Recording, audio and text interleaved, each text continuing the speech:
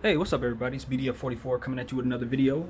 So right now, I want to talk about Takashi 6ix9ine's testifying situation and just react to what I'm hearing. Uh, More or less, I've already made a video about what I thought about snitching, so I'm not going to get into that. I'm not going to, really break down why it's frowned upon. You can check out the whole video for that. But what I just want to say right now is, what he's done is cannot be undone. And in a perfect world, what he did isn't so bad. But in the world that he's living in, what he did put himself and his family in great danger. So just prayers out to his family, people that matter most to him, who are probably targets now for those who feel slighted by what he's just done and those who were affected by what he's just done. And it's not fair. His family didn't sign up for this. His daughter didn't sign up for this. They didn't sign up for this. This is not what they signed up for. So for them to now be more or less subjected to whatever the consequences of his actions are is just terrible. And what makes it so even worse is the notion of what happens to people who did what he just did. I understand that 46 years behind bars is nothing that anybody wants to consider. If you got a way out of that, that's something you're going to consider. So I understand that. But when you talk about what it means to be free after doing what he's done, it means that you're going to live looking over your shoulder for the rest of your life. It means that your family is going to have to look over their shoulders for the rest of their lives and have to deal with the scrutiny that comes with trying to show their faces as someone who's related to you, the snitch. So it's horribly unfortunate for his family. And I don't think he did himself any favors. I mean, look, 47 years, again, long time, but 47 years on the inside, as horrible as it is, at least while he would be living his life that way, he wouldn't have to be associated with being a snitch, which means on the inside he would be given a certain level of respect for whatever that is worth. And I'll leave it at that because I can't speak on that. But on the outside, his family is not in danger. His daughter don't have to worry about being teased or being jumped or anything like that as she grows up because of this famous snitch that her father is now turned himself into. His baby mama don't have to worry about that. Her family, her extended family, all of those people have reasons to be legitimately concerned about their safety because of this decision that he's made. And that's what I try to embed into the heads of everybody who watches me and everybody that I've spoken to about this situation. It's not that 6ix9ine did not have a legitimate gripe against the people who've wronged him, the folks who did whatever they did. He really has a right to be angry at them. He really has a right to want, to get back at them in whatever way he does. But the thing about it is, going about it this way creates problems for him and his family, as to where handling it another way may only fall back on himself and the people he's trying to target in that situation. So you've done more harm than good from where I'm sitting, and that's really how I see it. I don't know how a man can have a child in this world and then willingly put them in danger to assure that he has freedom.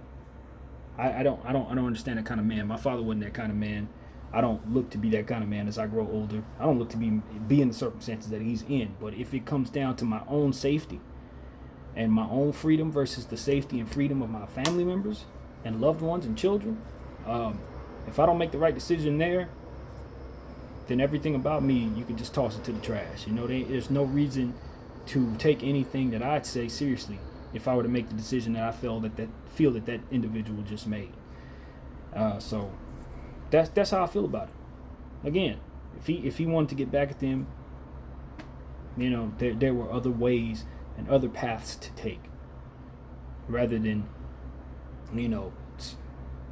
testify here and then from there everybody goes to prison and now he's in danger, his family's in danger, and he can never live free. The outside ain't gonna feel like the outside. And if he comes back trying to make music and all of that, my thing is this: there's never going to be a moment when you're on stage or a moment where you're out and about or a moment where you're dealing with any type of camera where you don't have to where you get to sit back and say I'm safe. There's never a point in time where you get to sit back and say everybody here respects me, loves me, so therefore I'm cool. The people who say they got your back, you don't know when one of them gonna turn on you. You know what I mean? It's that kind of thing. Your security, you can only pay people so much. You know what I mean? You don't know what you are dealing with when you're dealing with security. A lot of times, the people you think are your security are the ones who will turn on you. Ask Richard Pryor, rest in peace. So it's like you don't. When you turn on the streets and you're a person of that ilk and you're from that, you know, if you're not from that this doesn't apply. But where you're from out there, you know what time it is. You embark on activities, you earn, then you understand what the rules are. And if you don't understand what the rules are, you will learn quickly.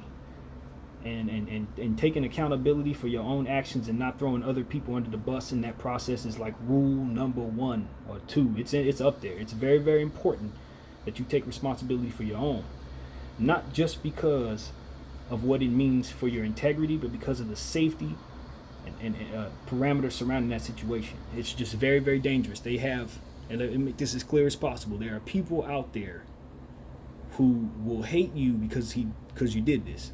It's not just a normal hate either. It's something that people will apply their personal circumstances and attach their personal circumstances to your situation and will lash out at you violently because of this.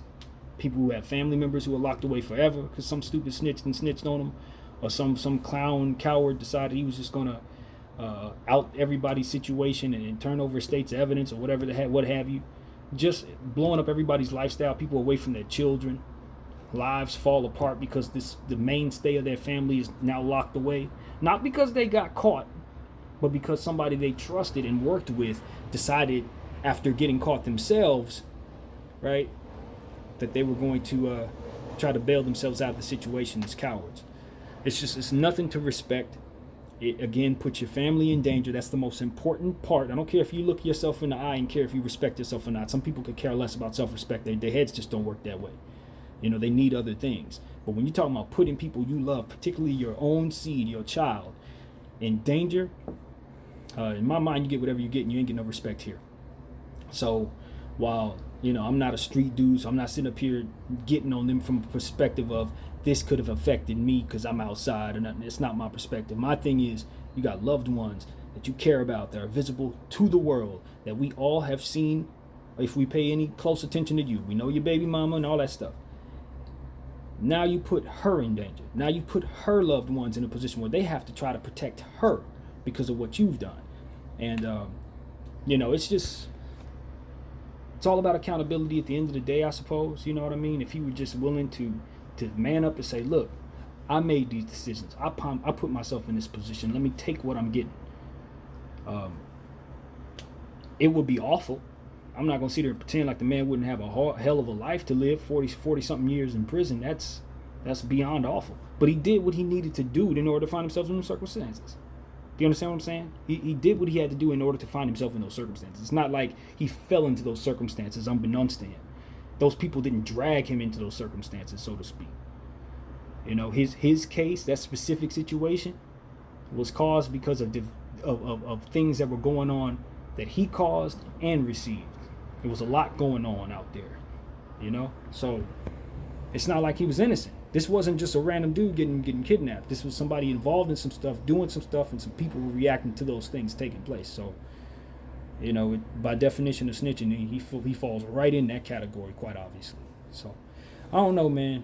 You know what kind of person you are when you're faced with real circumstances, you know, and I've never been faced with those circumstances, so I'd like to think I know who I am in those circumstances, and I stand true to that.